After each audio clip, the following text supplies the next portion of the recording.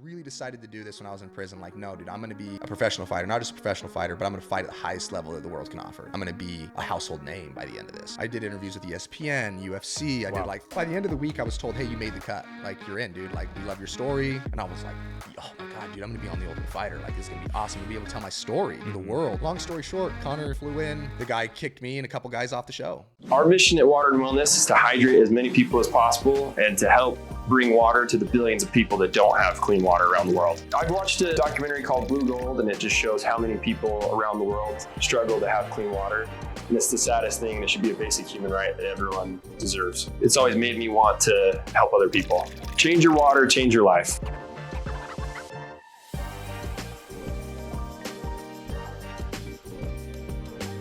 All right, welcome back to another episode of the Adaptive Leaders Podcast. I have a special guest today. We made it out all the way to sunny Las Vegas.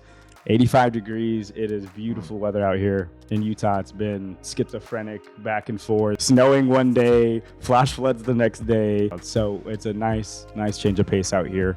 But the guest I have today is a professional fighter. He's undefeated, 6-0. We are grateful that you came on the podcast today. We have Mitch Ramirez. Thanks for coming on the podcast, man. Cheers. Thanks for having me on.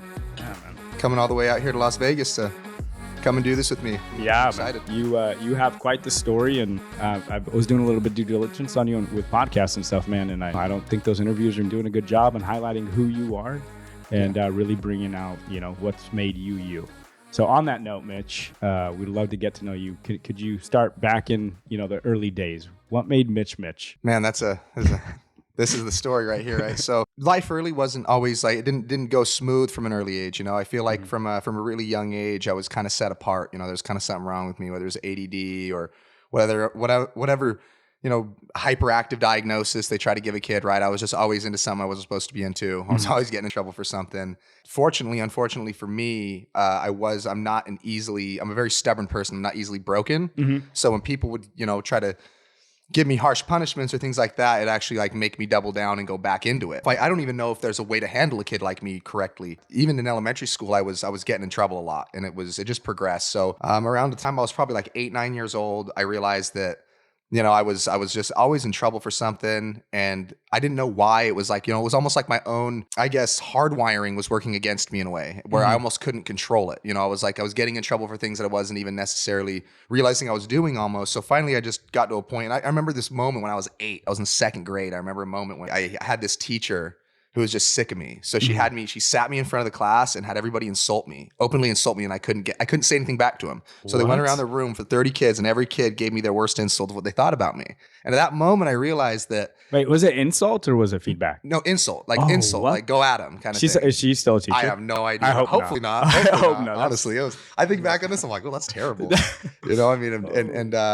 would have built a complex in any kid. Oh, yeah. But at that point, I was like, all right, well, if I'm bad, I'll be good at being bad. It's like, okay, well, then this is who I am. This is what I'm going to be. So I leaned into that, and I was, from then on, it was class clown. It was the kid that was going to do something crazy. I was always down for that position because that was where I fit in.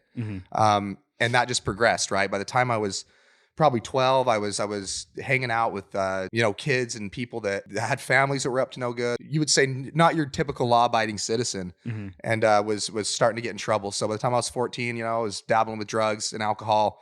I got arrested for the first time when I was 14. And then it was just kind of a snowball effect. I never got off paper after that point. I was always on probation. I was always in a detention center, a work camp, something. The next 9 years of my life, I spent the majority of about 5 of those years incarcerated, actually in lockup, and another at least 2 years of probations and programs and, behavior schools and whatever else, to try to get me to stop being what I was, quit doing what I was doing. By the time I was probably 16 or 17, I really developed a pretty severe drug problem at that point. Okay. I was selling drugs. I was doing drugs. I started doing heroin and cocaine when I was 16, by way of pain pills, of course, as most people do. And that became a struggle that honestly defined me and kind of carved me, but almost killed me. Right. As well. So there's a few things I want to unpack, right? Yeah. When you were, we'll call it a troubled youth, what was the reason for that? Was that the moment in the elementary school when that teacher did that, or during grade school? What was the was it your parents? Was it rebelling against, you know what I mean? Parental figures, authority figures. What was the motivation? I think it was all of the above. Okay. I was raised in a really religious household, coming from, Orem, Utah, heart of Mormon country. And my parents at the time were extremely religious, to the point where it was abusive. It was so extreme that it was really unhealthy. And I think that that's kind of where it started, and I wouldn't fit into that mold either. I was just dealt with harshly when I was a child. Let's just put it that way. We don't, at this point in my life, we've kind of come full circle, and my parents are now like, they've evolved and everything else. It's crazy. We can get into that later. But at that time of my life, they were doing their best, but it was probably not the best answer for me as a child, and it really did push me into that. Rebel against authority, rebel against what everybody that's supposed to be protecting me and taking care of me is hurting me and putting me in positions that are scary and like bad. I'm being allowed to be ostracized by the people that are supposed to be looking out for me. Wow. So it's like, okay, it's just me now. The occurrence with being that thing that happened to me when I was an 8-year-old boy. That's the earliest one where I think a screw kind of snapped at that point. I bet, bro.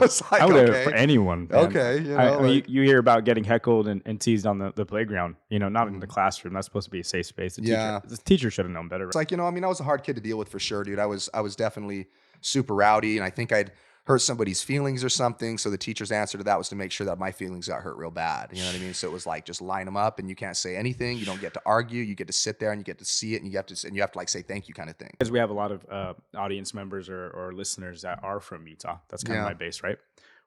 And they may be dealing with what you dealt with the way that you're raised, right? Yeah. With the LDS background or Mormon background. How did you deal with it? I'm sure you're in a better place now, right? And you're 30? Yeah. So at 30, you're in a better place with your parents. But if you could give some sort of advice of how you dealt with it personally, and maybe what parents out there that are still LDS or Mormon that are trying to raise kids, how could they do that better? I feel like what the mistake that I feel like I see a lot is you have this thing, right? This religion that to you is this beautiful thing. And you're told from such a young age that if you don't conform, like, oh, you're going to hell. Like it's the worst case scenario kind of thing. And I think it drives people into a state of fear. Mm-hmm. And when you're afraid, you don't act rationally, right? So when your child questions faith, you react extremely. You know what I mean? It's like, you're grounded. I'm taking this from you, or I'm hitting you, or it's very rarely like, oh, this is a good discussion. Mm-hmm. And a lot of the time, like in the church, they say like, oh, all questions are open and answerable, but they're not. You know what I mean? Yeah. A lot of it's like, you can answer questions. You can ask questions to a point a lot of the time. And I think that's the biggest mistake that I see, because if you're not willing to have those conversations, or you're not educated enough to have those conversations, you need to look at yourself and you need to educate yourself to have those conversations. If this is something you truly believe in and you want this for your children and you're trying to show them this, then you need to be able to operate from a place of knowing and compassion and understanding, right? Because when you drive in and you try to make somebody believe something or make somebody be away, even if it comes from a good place, my parents included, when it's done in a way that's forceful, it never has a positive effect. Right. And on the other side of it, if you feel like you're getting forced into these things, I mean, honestly, man, the way I dealt with it is, and this is probably not going to sound great in my situation, I just stopped talking about it.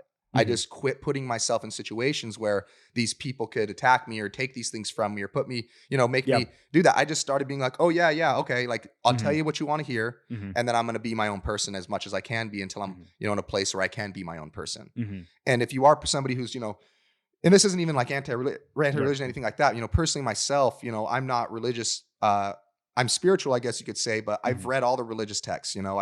I've really educated myself, and by educating myself, I feel like not only did I come to terms with understanding where these people were coming from, which gave me compassion for them and the way they acted towards me. It also gave me like a lens into human nature, and the way people operate. So I think that for me, that's what I would recommend, is educate yourself. If you are your own professor, you have I have an iPhone, you have all these things, like, don't be afraid to look in, and that goes on both sides. You find yourself doubting, or you find yourself in a crappy spot, So. Right.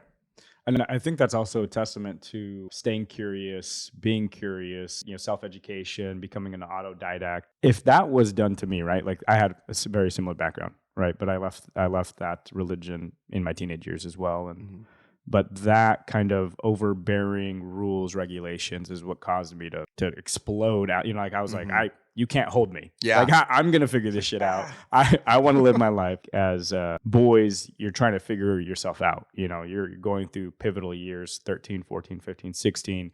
Like, how do I become a man? It's not by following the rules and regulations that were jammed down my throat. So I definitely resonate with that, what you're saying. And I also, you know, if I can say something or echo what you said, it's basically like just allow your kids to be curious. If they want to explore something else, let them. Yes. And if you're so confident in the trueness of your religion, then you should have nothing to worry about. Yeah. You know, they'll come and they'll figure their life out on their own anyways. Yeah. You never had control in the first place. That's like the caveat is the illusion of control. You never had it, not even over your kids, right? Like they're their own people. So I do want to dive back into your background. You kind of skipped over something. 4 years of incarceration. Yeah. So what happened? Because I talked about, you know, the two things pulling both ways, but unfortunately, you know, the negative side of my life was winning for a while there. But it was, you know, for me, it was the first time I ever got incarcerated. I don't even remember. I think I got caught like stealing or doing something like that, and you know, they made me start going to detention. And I just spent all these, juvie is detention. That's what we call it in Utah. Right. And I got like, you know, 2 weeks here, a week here, a weekend here, 4 weekends in a row here, like all this, you know, all these things, you know, program here, program that. And then when I was 16, I was on drug court for like a crime that I probably shouldn't even been on drug court for. It's just like the way things went. You know, I failed enough drug tests to where they put me into a program where, you know, it's supposed to be a clean abeyance where you have crazy charges, but I had no crazy charges. I just somehow wiggled my way into this program because I kept getting caught smoking weed, essentially. Whoa, shit. Yeah. So I'm in here with like, you know, guys that are trying to, and that's probably where I got educated on real drugs, to be honest with you, was like, oh shit, you guys like shoot heroin. Like that's pretty crazy, you know? And I'm like 15, I think I was a sophomore in high school or going into my sophomore year. And so long story short with that, I got in trouble for failing another drug test, and they gave me 600 hours community service and sent me to a work camp for like 4 months where they shaved my head and made me wear army boots and work my ass off all day. And I had to fight dudes every other day in these cells. Like, you know, guys are always wanting to fight. And, you know, when I went to prison as an adult, man, but when your kids are way crazier, you know, kids are way crazier than adults, you know, like kids really do want to be like, you know, they look up to like that negative lifestyle in a very ignorant way, so they act super nuts, you know. So honestly, like going to detention and going to some places, is that? I don't know, man. I think, bro, I have homies, and I remember in our teenage years, we were like, Scarface is the guy, and we want to do that, and we would do some stupid fucking shit. Like we would get so rowdy and like go so extreme. You're just out here to make a name for yourself, just trying to be fucking Scarface. Why is that, bro? Is it just lack of fucking brain development? Your brain isn't developed and it just gets hijacked by testosterone. I don't know, dude. Our primal instincts I have no idea. That's a good question, but I definitely fell a trap to it, you know. And it was like, and I think it was the early conditioning of, okay, I'm gonna be good at being bad. So who's the worst, you know? So it's like, oh, I'm gonna do this, I'm gonna do that, and you know, pretty quickly. You know, at that point when I went to this work camp, I'd started to dabble with selling drugs and things like that because I didn't come from a family that had a lot of money. We lived in a nice neighborhood, so it was like people thought we might have money, but we really didn't. You know, it was like one of those situations. And so if I wanted to go do anything with my friends, if I wanted to have something, you know, I had to go get that, you know. And for me, that was the easiest path to that was, you know, well, you know, you can sell some drugs. You know, this guy over here can get you going, and then you're doing this, and now I have money, and now I'm somebody who people look up to in my little community, and I'm, you know, working towards being that Scarface, I guess you could say, you know. It was like starting to live it. And that just got, you know, even crazier. So I got out of that work camp, and I was still, you know, always under tabs, and I faked my way through that. I got off of it and I was so happy. And then I got in trouble again, like the next day after terminating that, and got a new charge. And it was just constant. You know, I was always under this pressure and just putting myself in these situations.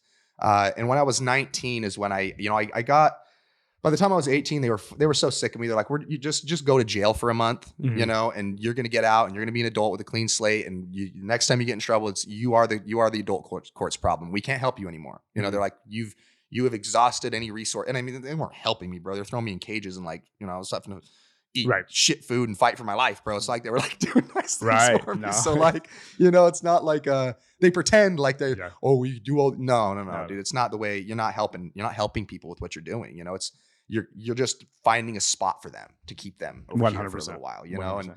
And it's not making them worse. Like, then you're associating, you know, you're getting in there with all those other kids that want to be Scarface, you know, and you're coming up with all these new ideas and meeting up with them after, and you got new connections. And, you know, the same thing happens with adults, but that at that point, I feel like I was starting to realize, like, God damn, I'm kind of ruining my life here. Do you have any stories of how those gears started turning? You're like, my life, if I continue this way, what's going to happen? When I started doing heroin, the first time I did heroin, I was like 16, I want to say 16 or maybe just 17. And I remember when I did that, I'd been drinking, and I remember I woke up and I realized that I'd done heroin the night before, and I was like, damn, that's pretty extreme. But in my mind, I was like, this little voice in the back of my head was like, this is a terrible idea, bro. Like, you need to relax. Cause I knew enough about it at that point to know, like, hey, this is probably not a good idea. But the other side of me justified it. And because I was this crazy person that loved that reputation of being that crazy person, of being the person that is down to do whatever, I was like, well, I mean, I'm going to do it one more time because I was drunk. I don't even know how it felt. So I got to know how it feels so I can talk about it, and tell people I've done this shit for whatever status I thought that was going to give me. Right. And so I did it again. And unfortunately I liked it a lot. So I did it, and I was doing cocaine with it and everything else. And I did that for a few months. And at that point I realized, like, oh shit, like I'm addicted to this. I need to stop doing this. So I quit hanging out with a buddy that had access to this. I didn't know anybody who could get this stuff other than one guy at the time. So I stopped hanging out with him, and that was enough. I stopped doing it, and I was doing my own thing. I went back to, selling civilized people drugs and was that kind of, I was able to maintain that spot for maybe like a year. But by the time I was a senior, it had kind of reared its ugly head again, and I was back. I was doing heroin again, and I kept trying to quit and couldn't quit. And that was when I realized, like, oh, you're in a situation that you don't have control over anymore. I was 18, I'd been ahead on my credit because I'd done all that time incarcerated. I did a bunch of, packets. I'd gotten ahead on high school. I was supposed to graduate early. Didn't even end up graduating. Ended up just getting my GED because I was so strung out. I couldn't go to school. I was hanging out at the dope house. I was trying to feed my habit, trying to get the next connection or the next plug. And at this point, I was selling like real drugs because I had such a habit. I couldn't afford it otherwise. And that continued for a few years, to be honest with you. It turned into IV use, right? I was mainlining it for the last, I think year and a half of my addiction. And that was really crazy, dude. I overdosed multiple times. There was two different times I overdosed by myself and just managed to wake up like 17 hours later. Oh my God. Don't know how I survived, like one time I was down, the second time it happened, I actually was down to die. Like I just was so miserable in my life. And I tried to quit so many times because with who I was and, wanting to be bad, I'd never wanted to be a junkie. Like nobody wants to be a junkie. You know what I'm saying? So once I realized that's who I was like, well, fuck, I don't know if I want to do this at all, know? And I tried to stop a lot of times and I just couldn't stop it. So what pushed you to that point?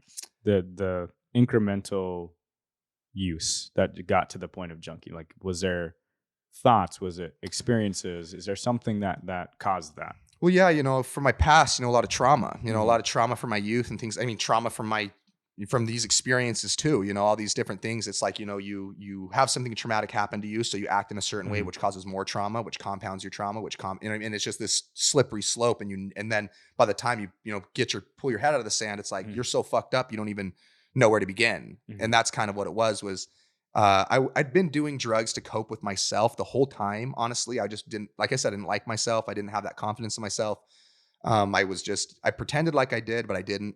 And heroin was the ultimate tranquilizer. Heroin got rid of all of those thoughts and made my lizard brain come on, where I didn't have any bad feelings about myself. I was just high, and that was comfortable for me. That was like what I'd been looking for. And so of course I went back to the well and back to the well and back to the well. And heroin is a substance that you go to that well more than a few times. And now you've got legitimate physical addiction issues. It's not just, oh, I want this. It's no, if you don't get this, you're going to get the flu, dude. That's it. You get 24 hours every day to try to get a fix or you're smoked. And once you're there, and it's not, and now you have but you still have that mental craving. It's still really powerful, but you have a physical craving on top of it. And those two combined is why so many people unfortunately die and never make it out of that hole. What you just said, I want to touch on. Why is it so prominent in Salt Lake and Utah County? I think it goes back to the religious aspect we talked about with the structure and the expectations and the hard lining that all these kids get so young. There's so much pressure on you. You know what I mean? You can't even, God forbid you're born gay or something, you know what I mean? Like, holy shit. Like, it's like anything, it's like, if you're outside of that norm, like you feel so pressured so quickly. And I think that, like I said, those drugs are the ultimate tranquilizer. They will make you forget your problems in a scary way. So when you got these problems that you've been holding for so many years and you find that drink of cold water that you think it is, it's really not, you know, it's poison, but you know, in that moment you might think so, it's really easy to get stuck to it. And that's what I see. I see kids wanting to escape from their reality of the pressures that are put on them, and the social norms that they question but are unable to question. Right. And so they tranquilize their thoughts, and then they end up dying. Unfortunately, you know, it's terrible. So, and you're at rock bottom at this point, right? Oh yeah. How did you break through that? So long process. So it was at 18. It was the first time I was like, I really got to stop doing this. I'm going to die, you know? And I would get these like spurts where I would just like white knuckle it and stop doing it for like a month. And then I would like, I'd fall back into it because I was still around those old people and everything else. And, you know, when I was 19, I was really, really bad. I just turned 19 and I was like, you know, I was shooting up probably 6 times a day just to stay level. And I was, you know, I couldn't sell drugs anymore because I do them all, you know, that wasn't happening anymore. Like I was not, Scarface had died long ago, you know, there was no level of drugs. Yeah. There was no level of like holding it down at that point. Yeah. I was really fucking up. But I still needed the money and I would try to like, you know, sell some drugs here, do this or whatever I could do to try to make money. Cause I didn't have a real job, obviously. I couldn't hold a job. I tried to get a job and I just couldn't hold it. At 19, it was really bad. And I hadn't been in trouble as an adult at this point. I'd been keeping my nose clean somehow for the whole, like that whole year, even though it was the craziest year of my life, probably even still to this date, you know, as far as what I was doing and the substance I was putting in my body and the people I was being around and the stuff that was going on. It was really extreme. So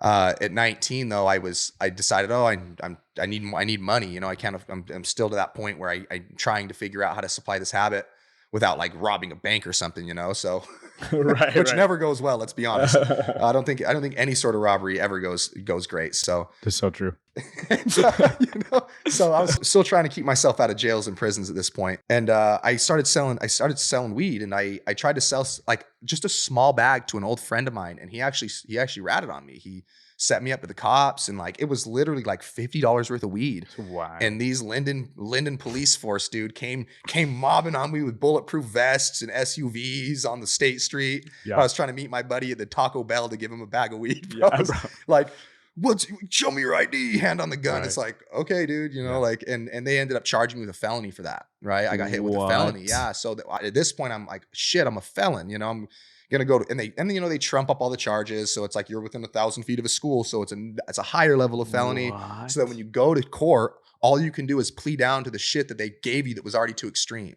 It's a total, dude, honestly, we can get into that, but yeah. I get it. The Utah correctional system there, the Utah law is terrible, dude. Honestly, they're worse in the country. One of the very worst. Bro, I feel that. So I went to Rose. I was born in Rose Park, and then we moved out of Rose Park when I was 10, 11, 12. And then we went to North Salt Lake, Bountiful area, right? So we went from lower middle class, or you know, whatever that's defined as in Rose Park, Utah, to upper middle class. And I'll tell you, like that shit that you just said in that upper middle class white neighborhoods, like they don't play, bro. Wild. Kick your door in with AR-15, bro, because you took your grandma's prescription. Dude, they do not play, bro. That doesn't surprise me at all. Yeah, it was like, okay, so, you know, and am I doing some shit I probably shouldn't be doing? Sure. But yeah, the level, the actual gravity of what I was doing, like it's, at least what I was like caught for at this moment was like, you know, in my mind, it was like, how stupid, but also, oh shit, because it doesn't matter how stupid you think it is. It's the law. Like, 100%. So now here we go. And I'm in the adult system. So I at the same time, so I got arrested for that. And that was like 2 years in prison for that? No. So we're getting there. Okay. Once I caught that, I was like, shit, I don't want to be a felon. Like throughout all this, I still held on to this thing inside of me that was like, one day I'm going to figure this out and I'm going to be somebody, I'll be successful. I'm going to go to school. I'm going to, you know, I thought I might be a pilot. I thought I might do something else. I was like, I always told myself I was going to get this under control some way, somehow, at some point. But once that happened and I realized like, shit, dude, you're going to get stuck with a felony. And that's all these things that you thought you were going to do are not going to be possible. Like it's just not real. It's not realistic anymore. You know, you can't, I was actually talking to the Marines at the time. I was talking to the National Guard because I was trying to just go and disappear. I was like, maybe if I go to boot camp, I'll stop doing this shit. I won't have access to it. I'm just going to go to war. You know what I mean? Like that'll be better than what I'm doing. And then I caught that charge. I was actually, I had a meeting with a Marine recruiter the day I caught that charge. Oh shit. Yeah. So I was like, oh shit. Now I told them what happened. And they were like, well, let's see how it plays out. But dude, honestly, we don't think and then once it played out, I called him like, we can't take you. You know what I mean? Like you don't meet the Right. criteria. In that time though, I decided that I needed to go to rehab. Now I couldn't fool myself anymore. You're an adult, you have a felony charge. This is going really badly. You've got to stop doing this. And then I overdosed 2 times across 2 weeks, like I mentioned before. And that was kind of my breaking point. You know, I was living out of my car. I was just down to die, dude. I didn't even care anymore. I was super, not just heroin, I was addicted to benzos, I was doing a lot of Xanax. I was doing a lot of cocaine. Anything I could get my hands on, I was doing essentially. And I just finally kind of came to, I woke up after overdosing and I just had a realization that like, all right, dude, like you've played your lives out, man. Like you're going to do this again. The next time you're probably not waking up. I just had this feeling, I don't know, like grace, whatever you want to call it, of like this moment of like, okay, whoa, what the hell, what happened? Waking up in a tent, there's a needle sticking out of my arm. My heart's beating all weird. I can't feel my hands and my feet. It's like 3 p.m. the next day. I shot up when the sun was going down. You know what I mean? So it's like, in that moment, I realized like, dude, you should be dead, bro. Like you should be, and I already had a lot of friends that had died at this point. So I realized that like, for some reason you're still breathing, but you don't get another chance. It's kind of how I felt, is like the feeling I got was like, okay, dude, like you got one, but you better quit fucking around.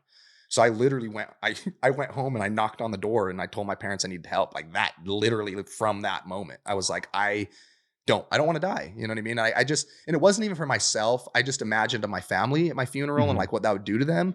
And I was like, I'm not gonna go out like that, dude. Fuck that. You know, it wasn't about me anymore. Like I didn't care about myself. I just didn't want to do that to the people that still loved me and cared about me. Cause even throughout all this stuff, you know, having the issues, gripes about, how you're being, your whole upbringing went about, like I still had a close family unit and I believe that they were doing their best. And I have a close relationship with them still to this day. I still love my family. But in that moment, I just was like, I don't want to go out like this. Like, I'm not going to do this. So I went to rehab, and that was when I kicked heroin. I never did heroin again after that day. Wow. Right. I never did a hard drug, as you would call it, again after that day. That was it for me. I was like, no more, dude. I don't care what I have to do. Like, but this is not an option anymore. Like, I will die, and I'm not going to die. So you had that existential crisis, and then that existential crisis allowed you to transcend self and look at the way that your decisions and actions could potentially affect your family and the people you love the most. Yes. Is there any way to do that without getting to that place? Honestly, dude, it can be controversial, but I'm going to go back just a little bit before this, because I didn't have this realization from that moment, to be honest with you. Okay. That was just like the thing that like drove it home. But I had actually, you growing up, smoking weed, you might eat some mushrooms, got your kids play around with psychedelics, and I always had. But when I was younger and I didn't have as much pain and trauma, the psychedelics were fun. By the time I was 16, I didn't like psychedelics anymore because it was not fun. I was going to really bad places of my past, and I just wasn't. It wasn't a party drug, dude. I had bad trip after bad trip after bad trip, and I was just like, hey, I'm not doing this anymore. Bringing up shit that you needed to process. Yes. That was in your psyche, and you're like, I don't want to deal with this shit. I want to party. Yeah, I don't want to deal with that. I'm trying to hang out with these girls and my homies over here, and I'm like thinking about the trauma from when I was, a little boy. It's like that kind of stuff that I'm just not in the place to deal with. But there was a day when I'd kind of done that thing where I'd stopped doing heroin for like a month, again, just white knuckling it, but I was still doing a lot of cocaine and other stuff like that to maintain. And I was with some buddies that didn't really do stuff like that, and they wanted to eat some mushrooms. So I ate these mushrooms with them. And I remember, dude, like they hit me and it was not fun. I'd been having a lot of like arguments with my mom at this point because she thought I was going to die. She was constantly like looking at me like I was a dead body, dude. I was all emaciated. Like I was not, God forbid, terrible, dude. Like my mom legitimately was like thinking I was on my last days on earth kind of thing. Yeah. So, but I was so entwined in this addiction and this chaos that I couldn't empathize with anybody else but myself. And in that moment, dude, honestly, I ate those mushrooms and was like, it was like my body I got put into my mom's body. Wow. And I looked at myself. I remember, dude, I was under a pine tree smoking a cigarette, and I had like this projection experience where like I became my mom, and I looked at myself from my mom's lens, and I felt all of her emotions towards me. And it was so intense, dude. And it was so scary, and it was really fucked up. Yeah. And I was like, oh my God, this is what my mom did. This is what I'm doing to my mom. Do you know what I mean? Like, this is what I'm doing to the people that care about me. Like, holy fuck, dude. And it was like, it was so scary, dude. I literally I cut the party short, and I went home and waited for my mom to wake up so I could tell her that I loved her and that I was sorry. Wow. But and like that never left me.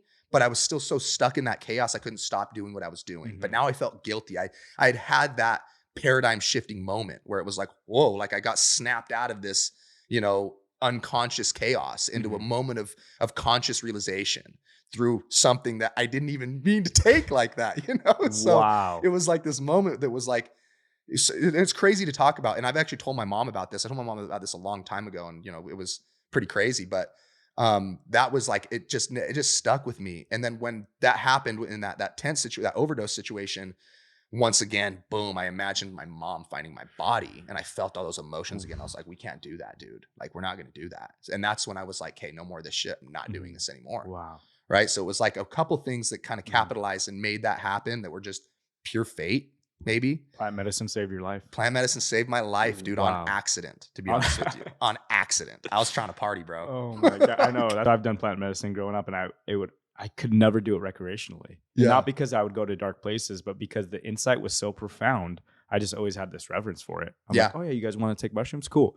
I'll take it. You guys party. I'm going to go to the backyard. I'm going to lay down. I'm going to look up at the clouds. Yeah. Like that was my trip. Yeah. I'm like, I'm about to puke. All right. This is when it's going to get serious. Yeah. I mean, that's the way. And I'd done it by accident that way, but it was never presented like that to me. It was always just like, hey bro, we're going to eat these mushrooms and this ecstasy, and we're going to go to this rave. Like that's how it was like presented to me always. It was never like, hey bro, take this and find out about yourself. Like, no. And it was never presented like that for me, but I was just like, you guys, I don't want to go to a rave. I'm going to go to the backyard. Yeah. So that's powerful. It was super crazy, dude. And like, that was so, but my story is a story of like, I didn't just grow and become myself. I took steps, these were different steps in my progression as a human being, and the first like step that I carved out of that mountain was just empathizing and looking at myself from an outside perspective of what I've been doing and what I've been doing to myself. And then it was, getting the courage to do something about it, and it just so on and so forth, these things. And,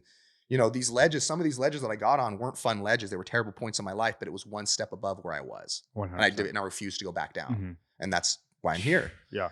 So rehab, kick the drugs, everything's going good. I get out. I'm so stoked to live a life where I'm not doing drugs and I'm not doing all this crazy stuff to myself, but I haven't dealt with my trauma yet. I just don't want to do drugs, but I haven't addressed why I'm doing drugs. Right.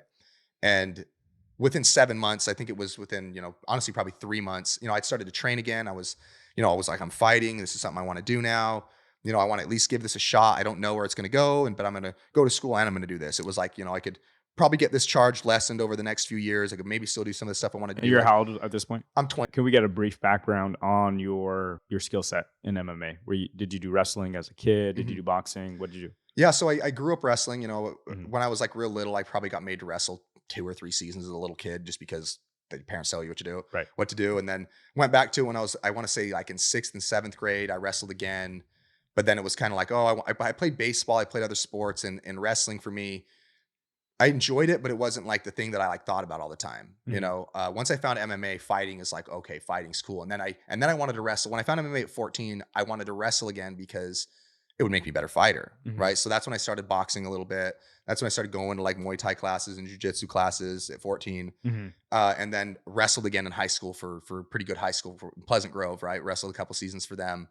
And just kind of honed and just was like, it's funny because even throughout the crazy stuff I was doing, I was still like building some skills somehow. I was still making my way to these practices. I was still getting into these places. I was still watching these fights. I was almost like peripherally growing into who I was going to be, like unconsciously, just because it was fun. But I didn't see where I was going to go with it. It was just like, this gives me confidence, makes me feel good about myself, and I'm good at it, so I'm going to keep doing it.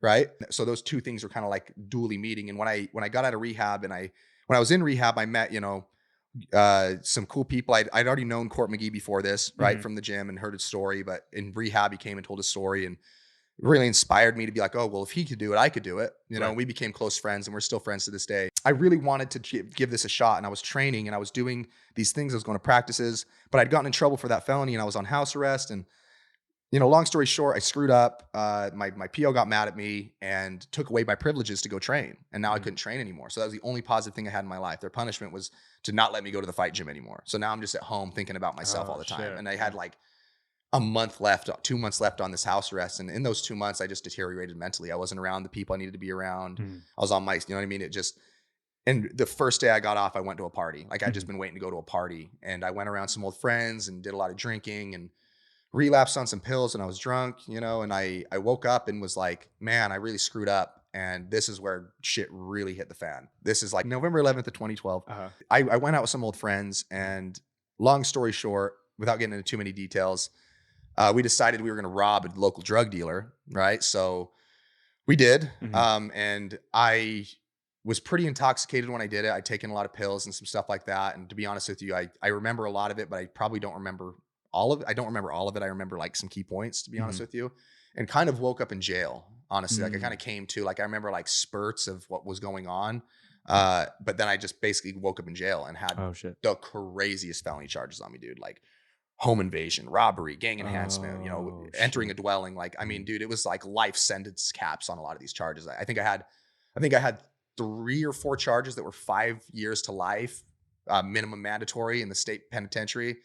Right. Like that was over my head, all with it, like a gang enhancement, because we did it with, there was 3 people involved. And in Utah, they have all these crazy laws that allow them just to like bury you if you do something crazy. So, and then long story short, my 2 co-defendants that honestly, dude, I was like, I'd actually been doing good. These 2 guys were kind of still up to no good. And, you know, you can't blame anybody for your actions or anything, but I definitely wasn't my idea. Let's put it that way. And when it all came down to it, though, they both turned state's evidence, and one got out in 3 months and one got out in 6 months, and I got buried and they sent me to prison for 40 months. Right, at 20 years old. So say that last, what did they do that got them out earlier? Turned state's evidence, so they snitched. Oh, yeah. shit. Yeah, they snitched on me. Yeah. They wrote statements and took the stand and talked about how it was all my fault, basically, and went home to see their families, and I went to prison. Hey, everyone's real until they get the books thrown at them. Right? Oh yeah, everybody. You know, and I at the time, you know, it made me really kind of bitter, you know, like, oh man, these are good friends of mine too. I know, because I was like 12. So talk about trust issues, you know, like totally made me like, I don't fuck with anybody anymore after this. And it's still honestly something to this day that I deal with. Like, I don't really have a lot of close people to me. Like I have a very small network of people that I actually associate with on a daily basis, because I've just learned, like, I don't let anybody in the circle that I don't, or I only let you in as far into the circle as you can be without me like risking anything. Does that make sense? Like, it's almost like I've had to like, okay, like that was so extreme. You know, I really thought I could trust these guys, to be honest with you. I really did. And I was arguing with my attorney the whole time, dude. They'd never do that to me. And I refused to write statements. They'd never do that to me. And then they both took the stand, and I was like, and it was too late, you know? So at that point, it's like, well, you didn't stand up for yourself even. So see ya. Like I said, man, you know, things happen the way they happen. And I had to learn how to let go of that while I was in prison. Cause you know, shit, dude, you sit in these places for that long and you associate that with somebody else. I just took, you know, extreme responsibility of my actions. And, you know, you can blame and say this and say that, but the fact of the matter is I did rob that dude. I did do those things. So it's like, whether they snitched on me or not, whether they betrayed anything else, like I still have my shit. I shouldn't have been doing that. I need to figure myself out. That doesn't mean that I need to be their homie again, or like, you know, make up with them or anything like that. But like, I need to forget about them almost, or forgive them in a way to allow myself to be who I am. 100%, you know, so that was a huge challenge of mine. But the next 40 months were pretty gnarly, dude. At 20 years old, I fished into prison. I remember fishing into Utah State Prison, and I remember like after this, you know, after the strip search and everything else, and getting chained to a pipe, and I'm sitting there and I'm like, yeah, I'd already been in jail for like 10 months, you know, but now you're in prison. Like, it's just a different animal. And like, I remember sitting in there and I looked over this guy next to me, dude. It was like, I mean, that prison, they moved it now, luckily, but it was so decrepit, dude. I don't know how they even house people in there. Like, in the winter, bro, let's put it this way. On some of these cell blocks, the windows are all broken out. And in the winter, you got to break the ice on your toilet to take a piss. Oh, shit. You know what I mean? It's like, dude, decrepit, rusted, no, like paint falling off. Like, I mean, looking like a condemned building that you got to live in. And it's full of the craziest people you've ever heard of. In Utah. Yeah, dude. Wow. Yeah, dude. It was terrible. Like, and just like not a lot of care, you know, not a lot of just, I mean, at that point you're just getting put somewhere. So you're not around normal people.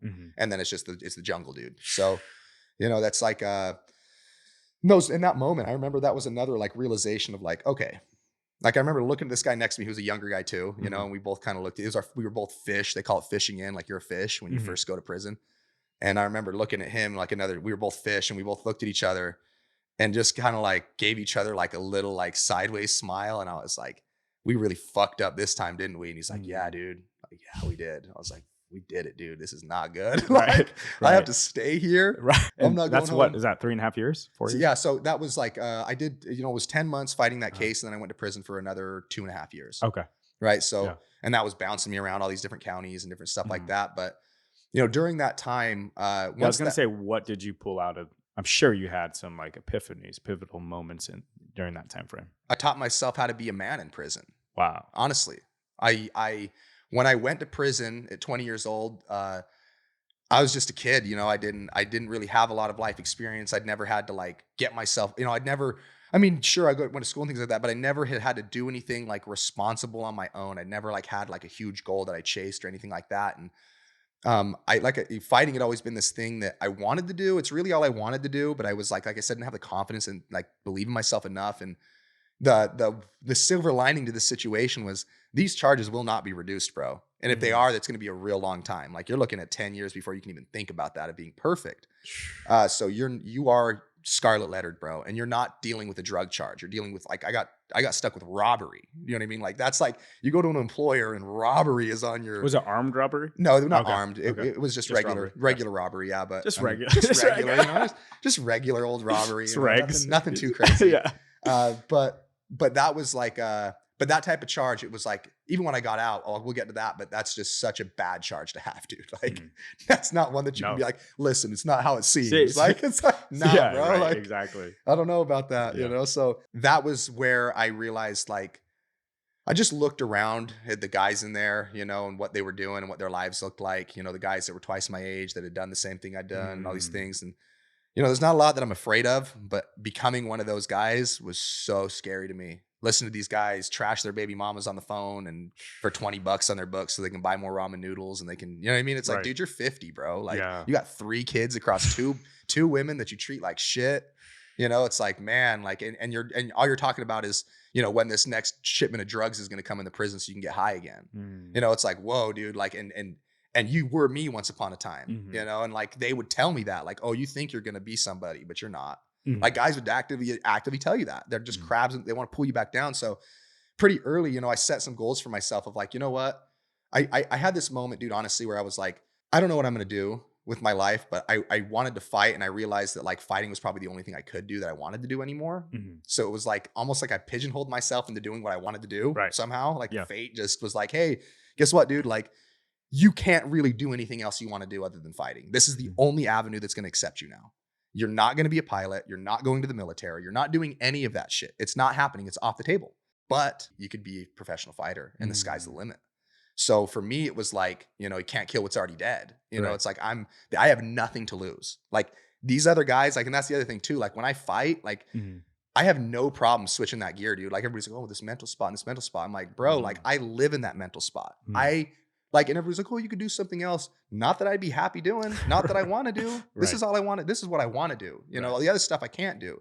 So I'm so invested, bro. I will die in there for it. Like there's no backing out. There's for me, that's like my mentality. And that's why I believe I've had the success so far in fighting and I'll continue to have the success is because I don't go in there worried about, oh, am I going to get hurt? Or is he going to check this kick? Or is he going to do that? Like, it's like, no, dude, like, I'm either killing you or I'm killing both of us. But you're not getting out of here in one piece, no matter how this plays out.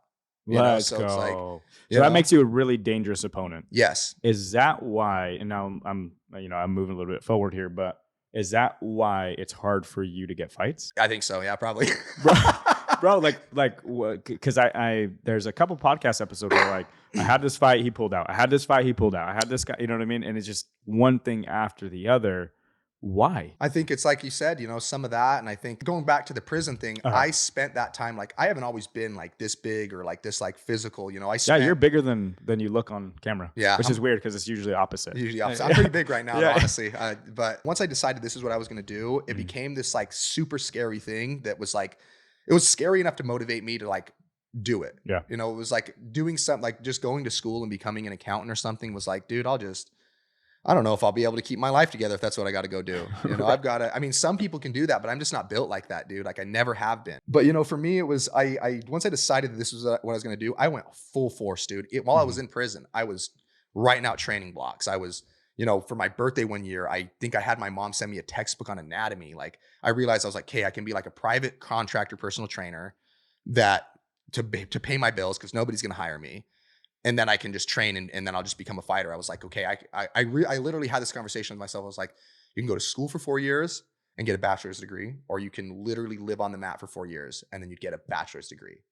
And then you can do 2 more for your master's and then 2 more for your doctorate. And like, that's the way I looked at it, is like, when I put these hours into this profession, I will have this level of competence that will allow me to earn a living doing this. And I literally made that agreement with myself when I was in a prison cell. And I remember being like, knowing that I knew not what I was getting. Like I'd seen guys do this and I knew how hard it was. And I think that's why I didn't have the confidence early on. But I knew what I was getting myself into was going to be super gnarly, way gnarlier than I even could understand. Like if that makes sense, because you just don't know until you actually do it.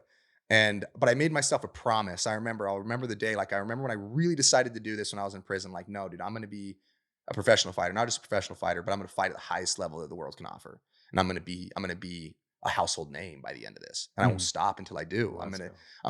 There's no other option for me. I'm just going to become the best I can be. And every day was training. I was known in there, dude. Nobody would work out with me because I'd just bury you. Like I'd never kept a workout partner the whole time I was in prison. Like I was always doing something. I'd make mitts out of toilet paper and socks and have my buddy hold mitts for me in the cell. You know what I mean? We were always trying. I remember I made like a double end bag out of toilet paper and a sock and like braided sheets that I'd hang under the stairs when the guards weren't around, and I'd try to work on my shit. And like, I was just always trying to do something to make myself better in there. And I was reading and I was staying out of shit. I wasn't gambling. I wasn't doing drugs. I wasn't doing any of that. I was locked in, and this is what I was going to do, is my destiny. And I managed to maintain that level of, attention and dedication throughout that whole stay. And when I got out, it was like ground run and found fight gym. I think I managed to get a job for the last like year I was in there. And I think I saved up, they were paying me like $5 a day, dude, to bust my ass. And I think I saved up like $400. And that $400 is what I bought my first like rash guard. I bought a rash guard. I bought fight shorts. I bought a gym bag, and I think I bought a pair of shin pads. And my brother gifted me a pair of boxing gloves when I came home. Right. And that's what I had, dope, yeah. And I went to the gym and I started training, and, it wasn't all perfect. It wasn't all great. I was like, some people, you walk in there with an attitude and the way and you're like, I want to be great. And some people take offense to that, not even offense. They're just like, maybe like threatened by that, whatever, So, I found my niche eventually, and I earned those people's respect. And within 6 months, had my first fight, knocked the guy out in like 40 seconds, went on to have an undefeated amateur record. I was the local champion in Utah, defended my belt too. And then turned pro, fought the toughest guy to Las Vegas, knocked him out in 2 minutes, and just have been on a tear ever since.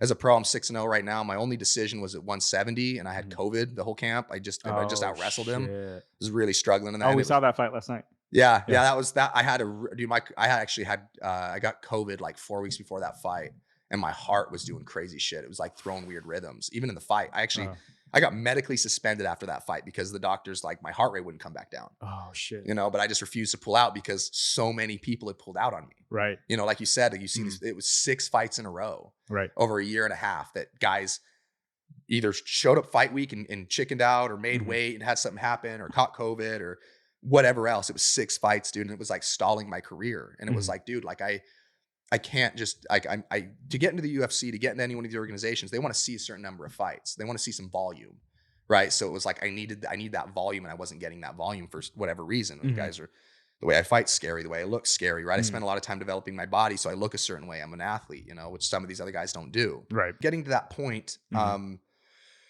in my career where, my career was stalling, and it was like so disheartening, honestly. Like it was just what year were we in? This is probably 2020. Okay. Right around COVID time, right? I had a guy pull out like February 2020 that made weight. Like literally I was bag packed going to the arena to go fight him. And my manager calls me and was like, dude, he bailed. He's not going to come. He left. And I'm like, what do you mean he left? Right. Like we just waited and faced off. Like I just cut this weight. I'm like, I've been up all night thinking about this fight. Like he's not going to fight me. That? I think he said he had to be honest, he said he had hemorrhoids, bro. Oh shit.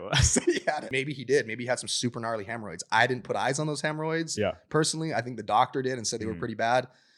I guess he had to have a surgery or something on his booty, but God bless. I hope it all worked out. Yeah, me too. I hope your booty hole's intact. Okay, so it wasn't an excuse. It was a real hemorrhoid. Okay. Yeah, it might have been. I honestly like it's like hilarious. I mean, hopefully I mean, I think it was legit, and poor guy, because that's highly embarrassing. But Right.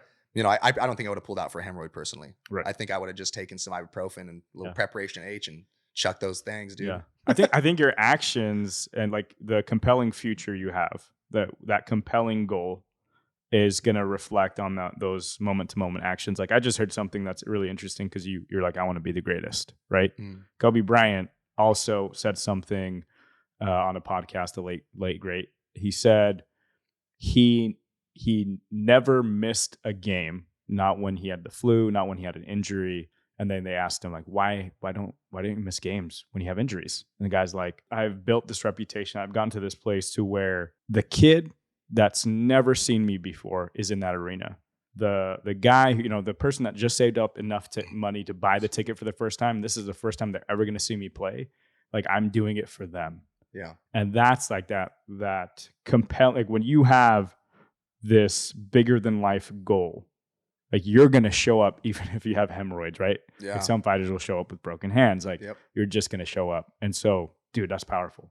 Yeah. I mean, honestly, I don't think in my professional career, my pro debut, I had the flu. I caught the flu a week out and was doing like immunity IVs all week, just trying to be level. I was coughing junk up the whole time I was warming up. Like I was worried about that fight. I was like, dude, if this goes to the second round, this is not going to be fun. Right. Luckily I starched him. So it worked out. Right. But the next fight was probably one that I was relatively healthy for and hit that guy with a head kick and knocked him out. But then after that one, the next one broke my foot 10 days before the fight. The next one, COVID. The next one tore my MCL 3 weeks before the fight. Shit. The next one, COVID in the fight. And then this last one, I actually had to have, my shoulder was giving me so many problems before this last fight last year in August that I had to have stem cell injections 2 weeks before just to try to save the fight. Right. I almost didn't like that. That was a fight that I'm like, my coaches were like, should we pull out? You know? And I was like, no, we're not pulling out, you know, and I ended up getting a quick finish, you know? So, but that's, you know, none of us, it was really frustrating to me, those situations, because I was like, man, like you commit everything you have and you're willing to do anything for it, but it's just not the same energy for most guys. Right. And that was definitely a frustrating stalling point in my career. So right now, today, present day, on the record, still same goal. Still same goal, man. This last year was a tough year, and I'll tell you some stuff here that's kind of new developments that I haven't really talked about publicly, but you know, I fought my whole career at 155. I've had a few fights at 170, like that one when I had COVID, right? It was a last minute replacement. I went up a weight class. But every time I ever fought at 170, I was undersized. But I was like, I've always been a big lightweight, but I've always been a little bit too small for welterweight. And I've been in this weird position where I'm just constantly obsessing about my food. And it's like, I have to ride this line. And that started backfiring on me about 2 years ago. And I started to have some health problems that I didn't originally associate with the weight cutting and with the dieting that I was doing. But now I've come to realize that it's been a chronic issue of just underfeeding and undernourishing my body to try to maintain a weight that I can strike at 155 for, because I've been in a position where I can't find these fights. So if a good one comes up, I need to be ready, right? I need to be ready for these opportunities. So I needed to maintain my weight in like the low 70s, which for my body I've come to find out is not healthy. It's not good for me, right? And this last year, I suffered a lot of injuries. I got rhabdomyolysis on my legs getting ready for a fight in April of last year that had me, I couldn't even walk for 2 weeks. Dude. My legs would just cramp and lock up every time I try to walk. I blew up to like 195 pounds and just felt terrible, like esophagus inflamed. I couldn't swallow. It was terrible, dude. So, and then literally got cleared to go back to practice and had a fight 6 weeks later. And that's when my shoulder was falling apart. And I was throwing up every day after practice because my body was just so beat up. I shouldn't have taken the fight, but my manager at the time was like, we have to do this or you're not going to get in the UFC this year. And it was like, well, and they'd been telling me all year that I was going to get in no matter what. Like, you're on Contender Series this year. They've been telling me that. And then I got rhabdo and they're like, actually, you need to fight again.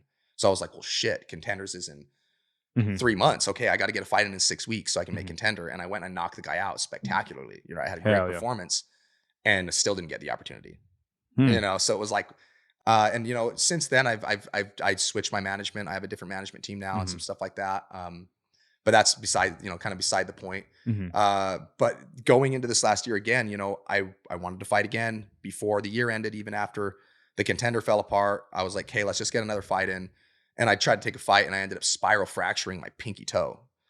Somehow on the mat, like literally like on the x-ray, my toe was just like a mush of bones, like just destroyed my toe somehow wrestling. I had to take time off, you know, I had to take like, you know, another 6 weeks off. And I was like, man, again, okay, missing that fight. Okay, we're gonna get in a fight first thing we can. And then I got an opportunity to be on the Ultimate Fighter. Okay. Right. Yep. And The Ultimate Fighter. Right? yes, this current season that's about to air. So Okay. I actually got selected for that, and I reported, and everything. I went to the. So I had 4 weeks from the time my foot was healed to go and like to train again. I had 4 weeks to get ready for the Ultimate Fighter. Okay. So I went nuts. You know what I mean? I hired a nutritionist. I did everything that I could to get my weight down, to do everything right. And honestly, I ended up being in really good shape when I checked into the hotel for the Ultimate Fighter. This was, what's the time frame here? This is in January. Okay. February. No, first week of February. Last yeah, year. This year. This year. This year. This is just barely. Yeah. Oh, okay. This is just happening. Yeah. Sorry. This is more recent. Oh shit. Yeah. So I was supposed to, this season with Connor McGregor, I was supposed to be on the season of the Ultimate Fighter. Right. I ended up going to the hotel. I filmed so much material for them, dude, like walking around with this. I literally maxed out the SD card on the camera they gave me to like, film my life. I put a lot of work in, dude. And I really put my best foot forward and presented myself well. And went to this hotel. They quarantined us for 10 days while they did I did interviews with ESPN, UFC. I did like all this stuff, dude. I did all the media. I did all these things, dude. And they were like, and there were some alternates there and stuff. And they were saying, hey, a couple guys are probably gonna be alternates, so you might go home. We don't know yet. But then I kind of, by the end of the week, I was told, hey, you made the cut. Like, you're in, dude. Like, we love your story. We love your everything about you. Like, bro. you're gonna get in, kind of thing. Like you're good to go. Yeah. And I was like, oh my God, dude, I'm gonna be on the Ultimate Fighter. Like, this is gonna be awesome. I'm gonna be able to tell my story to the world. Like, for me, it's like, fighting is great. And this has evolved now to like, now this is a platform and I have a duty to talk about this stuff because it can help a lot of people. 100%. And I was so excited, you know what I mean? Like, oh dude, I'm going to be able to touch a lot of people's lives. This is a big platform. Connor's going to be on it, And long story short, Connor flew in with a couple of his buddies from Ireland and was like, hey, if these guys aren't on my team, because he had the prospects, which I'm a prospect. It was prospects versus vets this season. So it's guys who've washed out of the UFC and then guys that are trying to get into the UFC. And that's like Chandler's team versus McGregor's team. Oh. That was the whole criteria of the show. So I got a prospect spot, one of the 8 prospect spots. Well, he came with a couple of his buddies that were prospects and was like, if they're not on my team, you know what I mean? I'm not doing it. And he basically stiff-armed the UFC, and the UFC, being the UFC, was like, yes, sir, to Connor McGregor. And the guy kicked me and a couple guys off the show, and just sent us home with nothing coming, kind of thing. So super disheartening, dude. Honestly, it was really, really, really bummed me out, dude. Cause like a lot of people had found out now, and there was like, a lot of attention, and like you finally got your moment, and and then it's like, boom, just poofed into non-existence. And then to add to the mix, when it rains, it pours. While I was in that hotel quarantined, I contracted a staph infection off some dirty gear they had us share. And that staph infection got inside of my knee. What? And yeah, I ended up in the hospital for 5 days with an aggressive staph infection inside my right knee. Super sick. Jacked. I mean, I literally just got cleared to wrestle on my knee again 2 weeks ago. This is how bad it damaged my knee. Right? So crazy staph infection, antibiotics, can't walk, knee, dude, my whole leg turned red. I had a fever. Like, I was so sick, dude. I was gonna die, man. Like, oh shit. Yeah. So and that actually started happening. That like I literally had to and this is the thing is like, you look at your whole situation, and while it was so disheartening to have that happen to me and get to lose my spot on that show like that, this infection was in my knee already. Right. That's what I mean. Like, I ended up going to the hospital to see what was wrong with me the next day, and they ended up holding me. Right. So it's like, so how did you get that infection? I don't know. I think it was from the way they think happened was they were having us there's 20 guys in this hotel that are all having to still work out. So they set up like a workout room. But they only brought like a limited amount of gear for guys to train with, right? So it's like I'm hitting pads after this guy, hit pads after that guy, so on and so forth. But nobody's cleaning the gloves, nobody's cleaning the pads, nobody's cleaning the mat, and it's like I got like the last slot on one of these days, like a 4:30 p.m. Everybody had already hit, and I remember putting these gloves on, and they were like wet, dude. They were like wet, gross, and it was just like the room was gross, dude. And I just remember thinking in my head like, this is a bad idea. Like, I've been in the game long enough to know like you get infections in places like this, and I remember being like, well, this is bad. I need to take a shower after this. And I had like an ingrown toenail on my right foot. And I remember like, I just was like, I got to get through this. And what I'm going to do is say no and leave, like piss the producers off. Like, no, I'm going to hit pads, So I did my work, and I went upstairs and I showered. I cleaned myself off, but I woke up that night and my foot was throbbing, dude. And I was like, why is my foot throbbing? Like, that's not good. Cleaned it up. Okay. Got it under control. Next day, man, so the next day I went and did another practice, but this time I freaking put on my armor, dude. I had long sleeves, both. I had shoes on, everything. I was not going into that room without being covered, And I went in there, did my workout. But after that workout, my knee started to hurt. Mhm. I was like, man, what did I do to my knee? And I think I might have like hurt my bursa on my knee a little bit just because I was like shooting takedowns and stuff that day. But it just like went from like ouch to like, whoa, what the heck's going on with this? Within like 24 hours, it was really painful. 48 hours after that, I was like, oh man, like I definitely burst my bursa. This sucks. Like it was really painful. Mhm. And then that thing happened, and then it just turned. The infection took over. Shit. Because it was, I think what happened from what the doctor says, damage the bursa in the knee, infection gets introduced through the ingrown toenail, migrates somehow through my bloodstream, lodges itself into the damaged bursa, causes an internal infection. Didn't know I had it, because that's the thing with a bursa. A bursa is painful. Like you pop a bursa, it's gonna hurt, but like you can work through it. That's why I was like, I wasn't gonna tell these guys about it. I was gonna fight on it. I don't care. Mhm. You know, I'm gonna take some ibuprofen and get it done. I'm not gonna lose this opportunity over a bursa. Mhm. Get out of here, you know. So I didn't say anything about it, but it got infected, you know. So maybe there's a little bit of grace there, because I wouldn't have told anybody. If they would have let me in that house, I wouldn't have said nothing. That thing might have killed me. Oh, So shit. there might have been a little bit of grace there, Right. you know, from the universe or God or whatever you want to call it, being like, hey, you know, here's some, like, this isn't the one.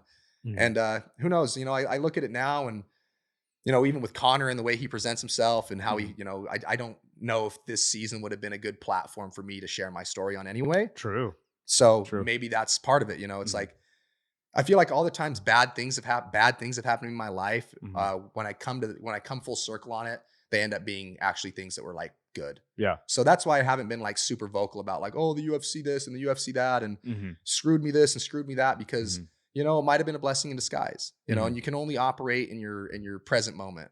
It didn't work out. Right. I'm still me. I still have all those skills. Line me up with any one of those guys Yeah. and I'll show you. Yeah. And we'll get there. Yeah. You know, so that's what we're doing. Do you But have a message to Connor or Dana? Connor that and you want Dana, to share? honestly, Connor, fuck you. Dana, give me a shot, bro. Come on. Don't leave me out here hanging, bro. You said you would give guys like me that got burned an opportunity. Give me my opportunity, dude. I promise you will not be disappointed. I don't fight boring, and I knock people out. Let's go. I love the perspective shift that you had, you know, given the staph infection, given everything. Because when I first heard that story, I was like, fuck Connor. Yeah. Fuck that. Yeah. You know what Everybody's I mean? pretty upset. Especially because I'm a Utah native, which I think that's where I want to kind of pivot. Now that we talked about that, a lot of insight, makes a lot more sense why you haven't been more vocal. What is next? Is it the next season of Tough? What are you thinking? So what's next is going back to kind of what I was talking about with my weight and like how it's been a problem. And I just keep, and the only times I'm getting these injuries is when I'm within striking distance of making weight. It's always the last month before a fight. It's never when I'm like eating well and like taking care of myself. So I collaborated with my coaches, and I'm going to move up to welterweight. So I'm not going to fight at 155 as of now. We'll see if I revisit it in the future, but you know, I just realized, I was like, man, my body wants to grow. I'm not a boy anymore. I'm a grown man. I'm 30. I mean, I train with welterweights every day. None of them are stronger than me. None of them like hit harder than me. Like none of them like there's nobody that I train with like ranked guys that are in the UFC right now. You know, like I see these looks all the time from, you know, these welterweights, and even in the 170s, I could still, you know, I was still not, you know, outsized or outstrength most of the time. So I decided, you know, recently that I'm going to quit beating my body up, and I'm going to go back to what I used to do. And that's, how do I make myself the best athlete I can be? Highest jumper, hardest hitter, best cardio, you know, everything. How do I make my body bulletproof? And it's not starving myself and going for hour-long runs every day. It's doing what I used to do, which is what got me here. And it's a lot. It's weight training, it's sprints, it's the long runs too, it's the wrestling, and it's the fueling my body and eating a lot of good food until I'm full. You know, I don't get fat. I just grow muscle. That's kind of how my body does it. I'm already 190 pounds today, dude. Wow. Yeah, I'm already 190. Yeah, you're solid at 190 right now. I'm going to get up to 200. I'm going to break these dudes. Let's I'm going to be a 200-pound welterweight, dude. I'm not. It's like, because I can do that now. I've grown into my body, and I can do that now, and I'm confident. So I'm going to be fighting in either 5 weeks potentially in Arizona, or maybe 2 weeks after that in San Diego. Okay. Either like an LFA or a Cage Warrior show, just to get one in at welterweight and get my feet wet and feel my new body. And then from there, honestly, dude, I'm just trying to fight. If the UFC wants to give me a shot, if the UFC wants to put me on Contender this year, great. If they don't, One Championship's been offering me contracts for a year. Risen's been offering me contracts. The PFL tried to put me in as an alternate recently. There's opportunities across the board. I've always dreamed of being in the UFC because that's what I grew up watching, and that's what like all the people I looked up to did. And I would still love for that to happen. But I feel like I've been so married to trying to force something to happen in the way I want it to happen in my career that I haven't focused on just doing what I do well and letting the rest fall into place. Mm-hmm. So that's what I'm going to do this year. I'm going to say yes a lot, and I'm going to kick a lot of people's asses, and Mm-hmm. whoever wants to pay me and pick me up can pay me and pick me up. Right. You know, and I'll be an asset to whoever wants to do it. Yeah. I mean, because you are an asset, and like you said, your story is so impactful, so much trial, so much tribulation, so many challenges, so much adversity, that you are an inspiration today. Doesn't mean, you know, like it doesn't matter if you get to the UFC or not. You can also inspire so many people. Do you think that, because in the way that you said it, right, you're like, I would love to be in the UFC. Getting that media attention is powerful. Do you think you need that today? Right? Like here, and I'll frame it like this. There's fighters now that have siphoned their attention from the UFC and built amazing social media presence where they get paid more for their podcasts and their YouTubes and their socials than they do even in the UFC. Oh yeah. So is that something, a goal of yours, you know, in the future, build up your media presence? The way that I talk to my team about it is when you own the media, your own media, you own the narrative. Like that story that you talked about with Connor McGregor, that could have gone completely whatever direction you wanted to take it. Yeah. The fact that you had that kind of silver lining is I think tactful, but in general, like it fucking sucks. Yeah. You know what I mean? It was Like, rough, bro. I'm not gonna lie, dude. Sitting on that couch with a crazy staph infection on my leg, dude, it was super painful. I was in so much pain and just, oh, dude, it was. It took a few weeks to come to this point where I'm at now. There was a lot more anger early on, a lot more frustration early on, but you know, once the dust settles, like I said, I'm pretty good at finding my like I don't allow myself to stay in mind states that negatively impact my goals. 100%. Right? Even if those circumstances are negatively impacting my goals, I find a way around it, and I always have. 100%. You know? Bro, that's powerful. So everything we talked about, what's next? I'm excited to keep seeing you fight. I'm excited to keep seeing what's next, the new chapters and everything. The last point I want to touch on as we're kind of closing up is I want, if you could just briefly talk about why you transitioned from Utah to Las Vegas. Honestly, the way it happened was I had that fight where I had COVID in the camp, and I just, you know, I'd been in a relationship, a long-term relationship that I'd, you know, gotten out of, and, you know, all the things that I'd kind of built over the years in Utah, of like where I was, you know, even my house, like all these different things, like I just didn't have, I lost all of them. I didn't have anything. I was just like in this spot where I was like, damn, I'm back at my mom's house trying to figure out like, you know, I'd made some unintelligent decisions as far as like where I invested my money and stuff like that, and all the things that I'd invested my, like, you know, I won't get into too many details, but yeah, I ended up kind of that when that relationship ended, I put myself in a position where all my stuff went with it. Right. You know, so that was tough and disheartening, but it was also motivating of like, okay, you know what I mean? Like we're just gonna restart this. Well, watch this. I'm taking this to a whole new level. And I wasn't even planning on moving, to be honest with you. I was just planning on coming to Vegas and, you know, getting training and doing some camps, but I'd never come down here. I was always like in my spot with the coaches I trusted, like honing my skills.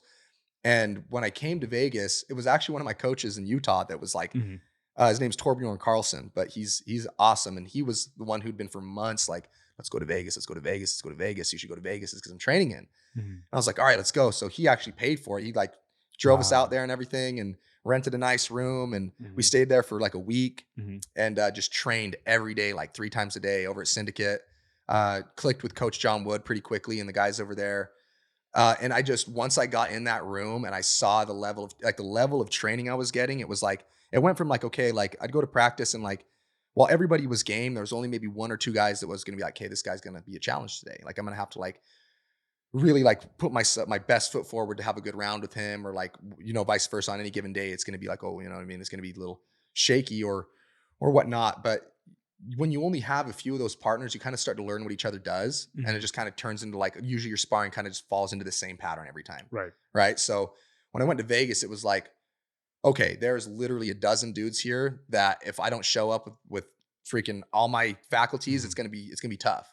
And every round was tough, and every day was growth, and every day was just like, it was a pressure cooker. It was like super uncomfortable because you go from like being one of the best guys in the room in the state on any given day to being, who are you? Right. You know what I mean? Like this dude's a 3-time world champion. This dude's an Olympic medalist. This dude's, you know what I mean? You're going with these, I was going with guys, dude. Like I think the first day I was there, I sparred Dan Hooker, Matoush Gamrot. Like there was just like all these murderers in the gym. And I was like, holy shit, dude. Like this is what I get to do every day if I move here. And it was just a no brainer. It's like I said, like I'm so committed to this.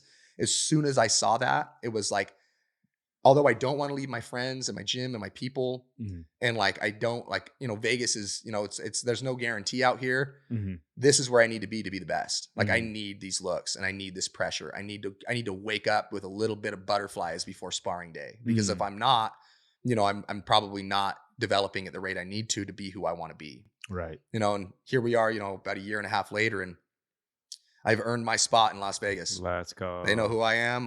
We're invested. I got that good knockout. That he's actually a training partner with the guy I last fought. He's actually really tough. But we become friends, and I've really established myself there now. And anybody who knows anything knows where I'm headed. So that's what we're doing. Yeah, that's awesome. And did you get a lot of support when you made that transition? Oh yeah, honestly, people have been great. You know, it's hard to like just leave everything you know, and also you get caught up in it too. It's like, I feel like I'm the type of person that I lock in, and then it's been like 3 months and I'm like, I haven't talked to anybody. I got to reach out and see how everybody's doing, you know? It's like, and it's never personal. I don't mean to. It's just like, I'm just one track minded, dude. Like I literally will I'll put my head in the sand, dude, and work and come up for breath, and it's another year. You know, it's like, that's just the last 7 years, because I got out of prison about 7 years ago. Can't believe it's been 7 years. Wow. You know what I mean? Because I just live in this. I'm always training. Even if I can't go to practice and spar something, I'm running, I'm lifting, I'm doing something always. Injured, uninjured. Even with this knee, dude, like I was going running. As soon as my knee could tolerate it, I was running. I was running every day. And my coach was like, dude, maybe just let rest. I'm like, no. Right. I see my VO, my Garmin's telling me my VO2 max is going down. I'm going to do a workout, you know, or not lose. I've spent years developing my body.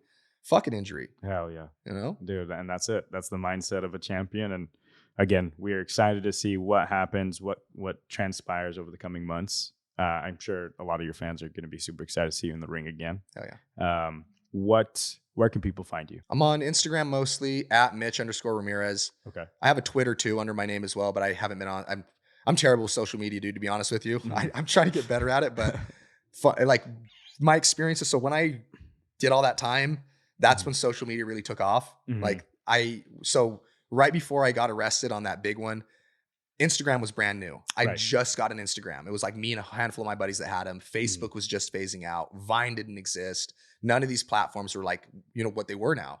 And I mean, that's why my name is at Mitch_Ramirez. Like I was that early into Instagram. I got my name, the first thing I typed in.